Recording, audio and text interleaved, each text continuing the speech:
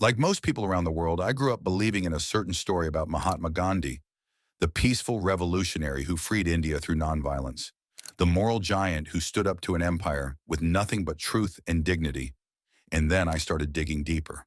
What I found genuinely shocked me, not because Gandhi was imperfect, every historical figure is, but because the gap between the mythology and the reality is so vast, so carefully hidden, that it fundamentally changes how we should view one of the 20th century's most celebrated figures. Today, I'm going to share what I discovered, and I want to warn you, if you revere Gandhi, this is going to be uncomfortable. But uncomfortable truths are still truths, and in an era where India is rising as a global power, understanding the real history, not the sanitized version, matters more than ever. Let me start with the version of Gandhi most of us know. He returned to India in 1915 after years in South Africa, having developed his philosophy of satyagraha, nonviolent resistance. From 1917 onward, he led major movements like Champaran, non-cooperation, and the Salt March, rising to prominence after Bal Gangadhar Tilak's death in 1920. He became the image of moral protest, walking in simple cloth, fasting for justice, preaching nonviolence in the face of empire. And in 1947, after decades of struggle, India finally gained independence. In this story, the credit belongs mainly to Gandhi and Nehru. Others, Bhagat Singh, Subhas Chandra Bose, Sardar Patel, Savarkar, and revolutionary movements across Bengal, Maharashtra, and the Ghadir network are reduced to footnotes. This is the Gandhi the world celebrates, the Mahatma, the saint, the father of the nation. But here's what genuinely stunned me when I started researching. What if Gandhi's contribution to Indian independence was far less significant than we've been told? What if some of his actions actually helped create Pakistan? And what if there were aspects of his personal life and beliefs that completely contradict the saintly image? I know that sounds inflammatory. I know it sounds like clickbait. But stick with me, because what I'm about to share is documented, verified, and sourced from historians, biographers, and even Gandhi's own writings. Before looking at Gandhi's actions, we need to understand the situation in British India. One thing is important to be clear about. Muslim separatism did not start with Gandhi. It existed long before him. As early as the late 1800s, Sir Syed Ahmad Khan, founder of Aligarh Muslim University, argued that Hindus and Muslims were separate communities. The idea that they were two different nations came decades before 1947. In 1906, the All India Muslim League was formed, 9 years before Gandhi returned to India. From the start, it demanded separate electorates for Muslims. The British supported this through the 1909 Morley-Minto reforms, dividing Indians along religious lines. Many nationalist leaders, including Gopal Krishna Gokhale and Bal Gangadhar Tilak, warned that this would break Indian unity. History proved them right. The final result was partition in 1947. When Gandhi entered politics in 1915, this separatist thinking was already present. To be fair, he first opposed separate electorates and said they would weaken national unity. But this is where things get complicated. Even though Gandhi opposed separatism in theory, some of his actions ended up strengthening it. The clearest example of this was his support for the Khilafat Movement. The Khilafat Movement, 1919 to 1924, was a religious political movement started by Indian Muslims, but it had nothing to do with Indian independence. After World War I, the British defeated the Ottoman Empire in Turkey and removed the Ottoman Caliph, who was seen as a global Muslim religious leader. Indian Muslims demanded that the Caliph be restored and that the Ottoman Empire regain its old territories. This was a foreign issue. It had no connection to India's freedom struggle or India's problems, yet it became a major political movement inside India. Gandhi understood politics, but he chose to support this movement anyway. He believed that if Hindus supported Muslim religious demands, Muslims would join the national movement against the British. In 1920, Gandhi merged the Khilafat movement with the non-cooperation movement. This meant India's biggest independence movement was now tied to a foreign religious cause. The consequences were serious. First, religious demands took priority over national issues. Even events like the Jallianwala Bagh massacre lost focus. Second, religion officially entered Indian politics in a major way. Gandhi's support made it acceptable to link political demands with religious pressure. Third, it set a precedent that concessions could be gained through religion, what later became known as appeasement politics. What makes this more troubling is the attitude of Khilafat leaders themselves. One leader, Muhammad Ali, openly said that even the worst Muslim was superior to Gandhi simply because Gandhi was a Hindu. He even declared that if Afghanistan attacked India, Indian Muslims would support the invaders. Despite knowing this, Gandhi continued to support the movement. Pause and think about this. Gandhi supported a movement whose leaders openly said they would support a foreign attack on India. They also believed Gandhi was inferior simply because he was a Hindu. Gandhi knew this. He was not ignorant, yet he continued to support the movement. Many leaders strongly opposed him. Annie Besant, a former Congress president, warned that the Khilafat movement was spreading hatred and turning religion into a political weapon. Veer Savarkar called it a disaster and said it would seriously harm Hindu interests. Dr. B.R. Ambedkar also rejected Gandhi's decision, calling it a dangerous political move. Despite all these warnings, Gandhi went ahead. And when the Khilafat movement failed in 1924, after Turkey itself abolished the caliphate, the damage to India was already done. What happened next was one of the darkest moments in Indian history, and Gandhi's response to it shocked many people. After the Khilafat movement failed, violence broke out in Malabar, present-day Kerala. This became known as the Moplah Massacre. Thousands of Hindus were killed. Many women were raped. Large numbers of people were forced out of their homes or forced to convert. Some Muslim leaders even praised the violence as a religious war. Dr. B.R. Ambedkar clearly called the Mopla violence jihad.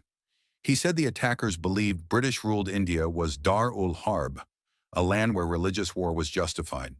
Any reasonable person would look at this and say the cost was too high. No idea of unity can justify the killing of thousands of innocent people, but not Gandhi. Here are Gandhi's actual words in response to the Moplah massacre. Hindus should not harbor anger in their hearts against Muslims, even if the latter wanted to destroy them. Even if Muslims want to kill us all, we should face death bravely. If they establish their rule after killing all Hindus, we would be ushering in a new world by sacrificing our lives. I need you to hear that again. Thousands of Hindus had just been massacred, and Gandhi's response was essentially, "Don't be angry. If Muslims want to kill all of us, let them. Face death bravely." Dr. Ambedkar was even more scathing. He wrote, "This attitude to excuse the Muslims any wrong, lest it should injure the cause of unity, is well illustrated by what Mr. Gandhi had to say in the matter of the Moplah riots. The blood-curdling atrocities committed by Mopla in Malabar against the Hindus were incredible. All over southern India, a wave of horrified feeling had spread among Hindus of every shade of opinion, which was intensified when certain Khilafat leaders were so misguided as to pass resolutions of congratulations to the Moplas on the brave fight they were conducting for the sake of religion. Any person would have said that this was too heavy a price for Hindu-Muslim unity. Mr. Gandhi was so much obsessed by the necessity of establishing Hindu-Muslim unity that he was prepared to make light of the doings of the Moplas and the Khilafatists who were congratulating them. Now let's jump to 1942. In school, we're taught that the Quit India movement forced the British to leave, but in reality, it turned out to be a major strategic mistake, and it helped make Pakistan possible. In 1942, Gandhi believed Britain would soon lose World War II, so he launched Quit India, demanding that the British leave immediately. The British responded by arresting Gandhi and almost every Congress leader. From 1942 to 1945, the entire Congress leadership was in jail. For 3 critical years, Congress disappeared from Indian politics. There were no rallies, no messaging, no organization. A huge political vacuum was created. That vacuum was filled by Muhammad Ali Jinnah and the Muslim League. While Congress leaders were in prison, the Muslim League was free to operate and openly supported the British war effort. Jinnah called Quit India anti-national, and there was no Congress voice left to challenge him. For 3 years, Muslim League propaganda spread without resistance. Its membership grew from about 100,000 in 1941 to nearly 2 million by 1944. The British began treating Jinnah as equal to Gandhi, and recognized the Muslim League as the sole voice of Indian Muslims. In the 1945 to 46 elections, the Muslim League won almost all Muslim seats across India. After this landslide, the demand for Pakistan became unavoidable. Many leaders later admitted quit India was a mistake. Rajagopalachari quit Congress over it. Dr. Ambedkar called it irresponsible and badly planned. Savarkar mocked it as a split India movement, warning that Congress leaving politics would allow the Muslim League to grow unchecked. History proved those warnings right. While Congress vanished for 3 years, the Muslim League consolidated power, and the path to partition was set. So if the Quit India movement didn't force the British to leave, what actually did? In 1956, British Prime Minister Clement Attlee, the man who approved India's independence, visited India. During his visit, Justice P.Y. Chakravarti asked him a direct question. If Gandhi's Quit India movement had slowed down by 1947, why did the British really leave India? Attlee replied that the main reason was not Quit India. It was Netaji Subhash Chandra Bose's Indian National Army and the 1946 Royal Indian Navy revolt. These events created rebellion inside the British Indian Army. Once the British lost control over the army, they could no longer rule India. Chakravarti then asked how much Gandhi's nonviolent movement influenced the decision. Attlee's answer was one word: minimal.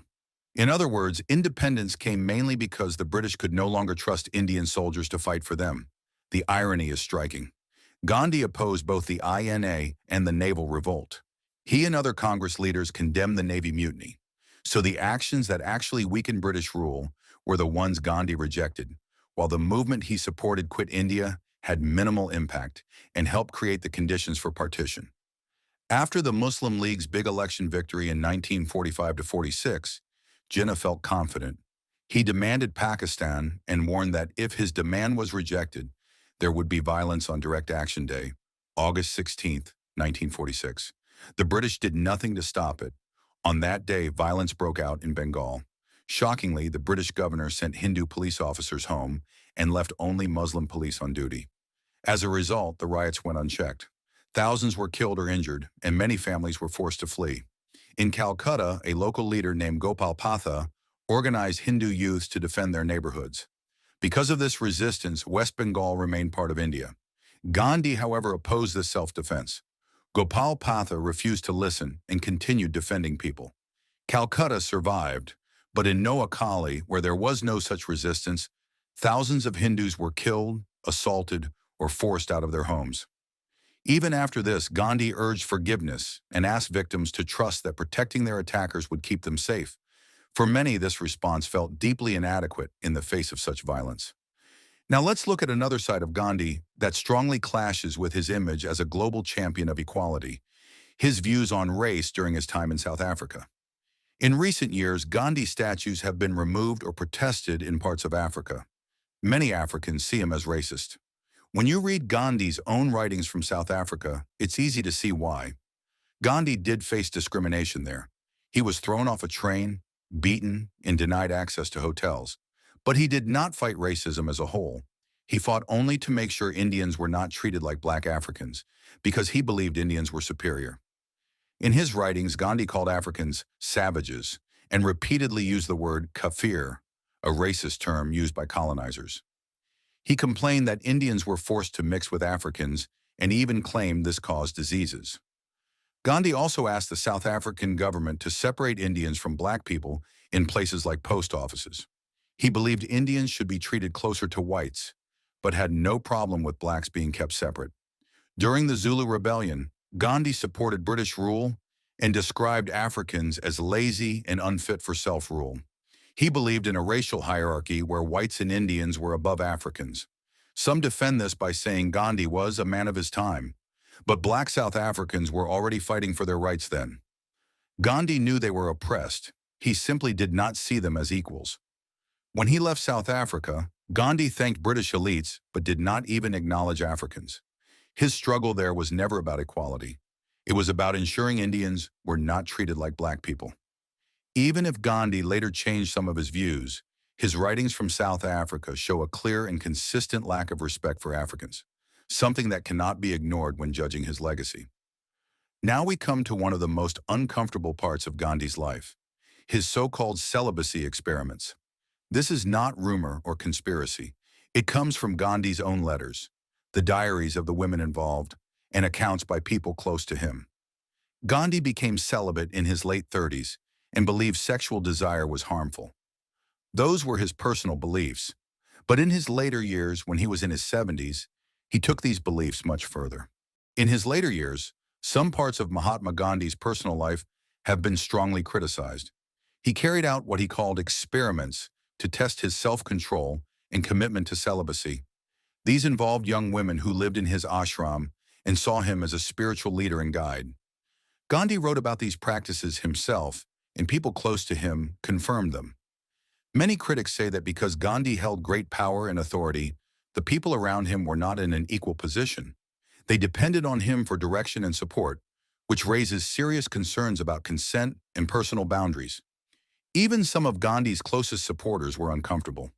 Leaders like Sardar Patel wrote to him privately, asking him to stop and warning that these actions were wrong and harmful. Gandhi did not follow their advice and continued with these practices. Today, this part of Gandhi's life has led to public debate and protests in some places. Some people argue that it challenges the simple, heroic image often taught about him and shows that his views on women and sexuality were deeply flawed by modern standards. Gandhi also expressed very controversial opinions during World War II. He believed that nonviolence should be followed even in the worst situations. When speaking about Jews under Nazi rule, he suggested that not fighting back was morally better than using force. Many people strongly reject this view, saying it ignores the reality of genocide and human survival. He shared similar ideas about Britain during German bombing raids, urging the country not to resist militarily. If the world had followed this advice, Hitler and Mussolini would have faced no resistance, and the death toll would have been far greater. This was not moral courage or practical nonviolence. It was an extreme and unrealistic position that failed to understand how evil regimes actually work and how necessary resistance can be to stop them. Now, does this mean everything about Gandhi was bad? No, that would be unfair. His commitment to simple living was admirable. His efforts to address untouchability, however limited, were important. His ability to mobilize masses of people was remarkable.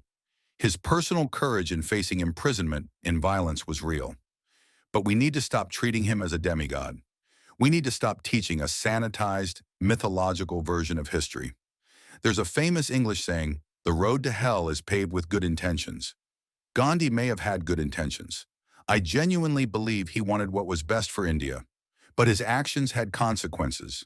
And those consequences include the creation of Pakistan, the death of hundreds of thousands in partition violence, the establishment of religious politics and Muslim appeasement as governing strategies, a legacy of victim blaming and moral absolutism that harmed countless people. When I started this research, I expected to find some complexities, some nuances that challenged the simple story. What I found was something much more significant. I found that one of the 20th century's most celebrated figures was in many ways responsible for one of its greatest tragedies. The partition of India killed somewhere between 200,000 and 2 million people, depending on estimates. 10 to 20 million people were displaced. Families were torn apart. Communities that had lived together for centuries were suddenly divided by arbitrary lines on a map. And while many factors contributed to partition, Gandhi's actions were among the most significant. Could partition have been avoided? Maybe not entirely. The forces of religious nationalism were powerful. But could it have been less likely? Could the Muslim League have been weaker? Could more Muslims have remained committed to a united India? Yes, absolutely yes. If Gandhi hadn't supported the Khilafat movement, religious politics wouldn't have been legitimized so early. If Gandhi hadn't launched the Quit India movement when he did, Congress wouldn't have disappeared for 3 critical years. If Gandhi had responded more forcefully to violence against Hindus instead of preaching forgiveness and suicide, extremists wouldn't have been so emboldened. Gandhi's legacy is complicated. He did mobilize millions of people. He did bring international attention to India's cause. He did live a life of simplicity and devotion to his principles. But he also helped create Pakistan. He also established Muslim appeasement as a political strategy. He also held racist views and conducted inappropriate experiments with young women. Both of these things can be true. History isn't simple. People aren't simple. But here's why this matters in 2026 going forward. India is on the rise. It's projected to become the world's third largest economy soon. It's a nuclear power. It's a technological hub. It's a counterweight to China and Asia. And as India rises, the world is watching. The world is asking, what kind of power will India be? What values will guide it? What lessons has it learned from its past? And I think one of the most important lessons is this. Don't let mythology replace history. Don't let comfortable narratives obscure uncomfortable truths. Don't let one man's image become more important than the truth about millions of lives. This isn't just about Gandhi. It's about how we remember history. It's about who we choose to celebrate and why. Every nation has founding myths. Every nation has heroes who, when examined closely, turn out to be more complex than the legends suggest. America has this with some of its founding fathers. Britain has this with Churchill. France has this with Napoleon. India has this with Gandhi. So where does this leave us? I think it leaves us with a more complicated, more honest understanding of history. Gandhi was neither a saint nor a devil. He was a man, flawed, contradictory, sometimes brilliant, sometimes catastrophically wrong. His contribution to Indian independence was real but also overstated. His role in creating Pakistan was significant but not sole. His personal behavior was sometimes admirable and sometimes deeply problematic. And that's okay. That's how history actually works. Real people are complex. Real events have multiple causes. Real heroes have real flaws. What's not okay is pretending otherwise. What's not okay is teaching mythology as history. What's not okay is making one man's image more important than the truth. If you're Indian, I encourage you to dig deeper into history. If you're not Indian, I encourage you to question the simple narratives you've been taught about historical figures. Every hero has flaws. Every story has complexities. And understanding those complexities is how we actually learn from history. This was not an easy video to make, but I've tried to be fair. I've tried to be accurate. I've relied on documented sources, Gandhi's own letters, historical accounts, biographical research, and ultimately, I believe the truth matters, even when it's uncomfortable, especially when it's uncomfortable. Because as India rises on the world stage, it deserves to do so with clear eyes and honest understanding of its past. Not with mythology, but with truth. Thanks for watching. I know this was long, and I know it was challenging, but some stories need to be told in full. Some truths can't be reduced to sound bites. If this made you think, if it challenged what you thought you knew, then it served its purpose. History is complicated. People are complicated. And the sooner we accept that, the sooner we stop demanding that our heroes be perfect, the sooner we can actually learn from the past.